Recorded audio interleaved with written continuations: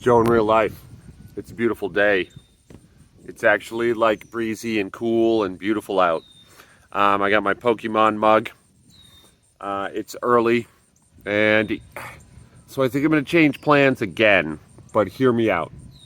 I listened to Alex Bromley's video on Power to the People, the Pavel program, arguably the simplest strength program ever written.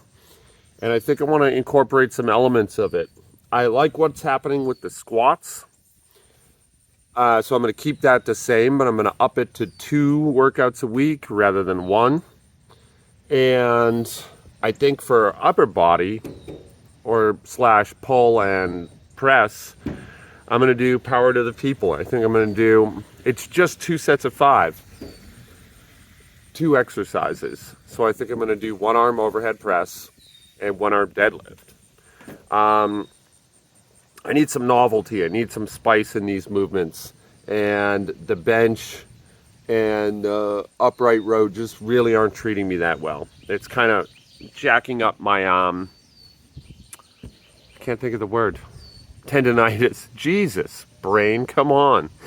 My tendonitis is really flaring up. And I think those 2 movements will be superior.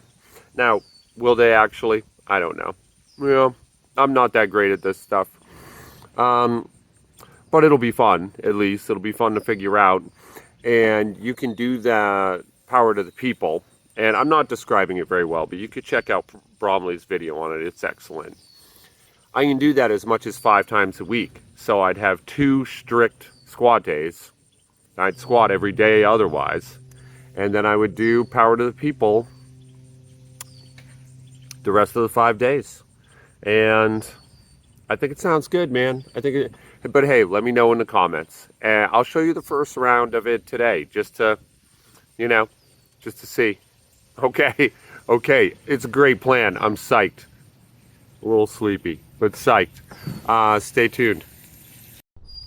So this was challenging and pretty fun, honestly. I started with 95 pounds on the 1-arm deadlift, which, I mean, that's really a deficit deadlift because you don't have the plate height. And certainly I'm a lot stronger than that.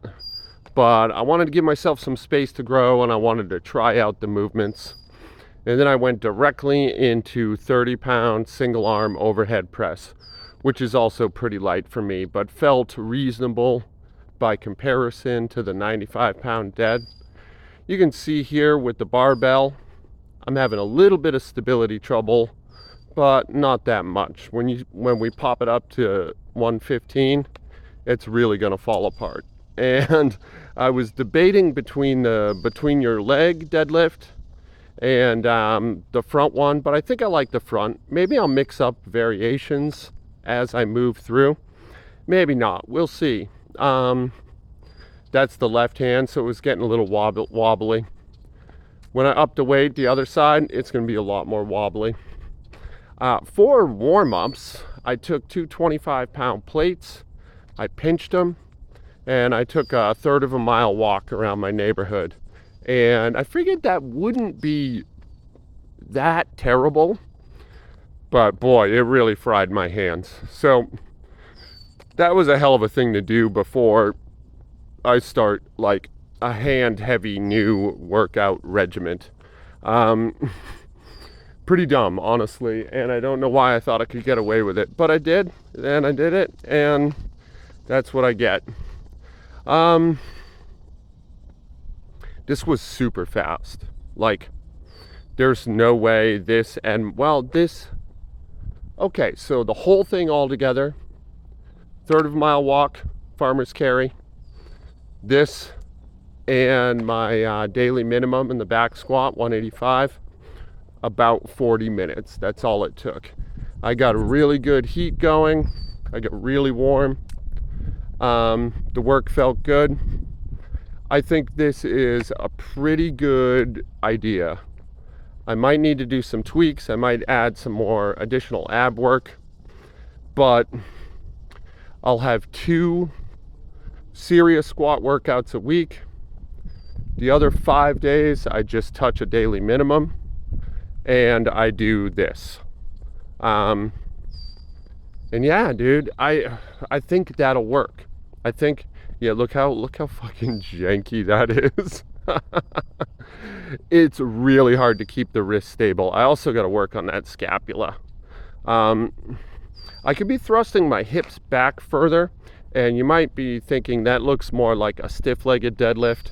My deadlift kind of always looks like that. It's because I'm weirdly proportioned. But it looks extra exaggerated right there.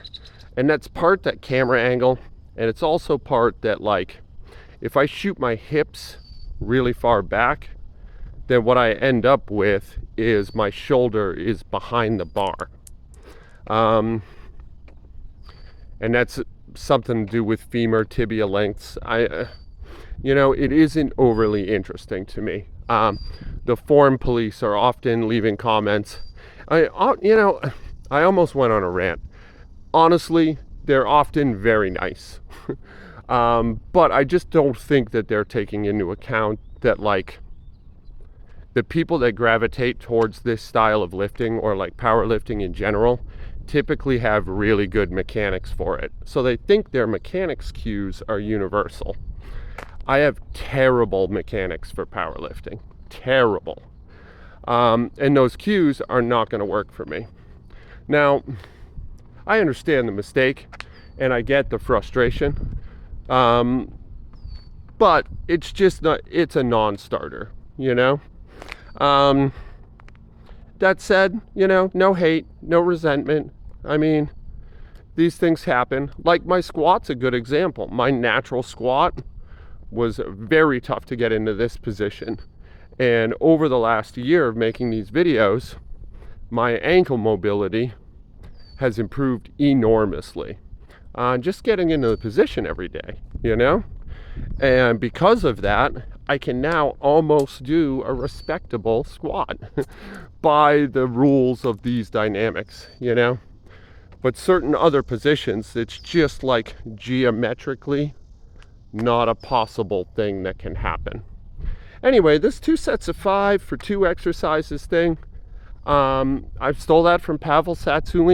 And if you don't know who that guy is, he's great. His book is called Power to the People, which I've never read, but Alex Bromley did a really good review of it. And I feel good about this. It's unambitious. There's novelty and old-timey strongman elements, and I love that shit. So we're gonna run with this for a little while. I'm gonna wave the squats just like I've been doing. And yeah, man, I think we're gonna get somewhere like this. I feel really positive about it. That's my 185, just a drop down and up. I was a little fatigued. Anyway, this is Joe in real life. I love you guys. Be good to each other today, and I'm gonna try real hard to be good to people as well. I'll talk to you tomorrow.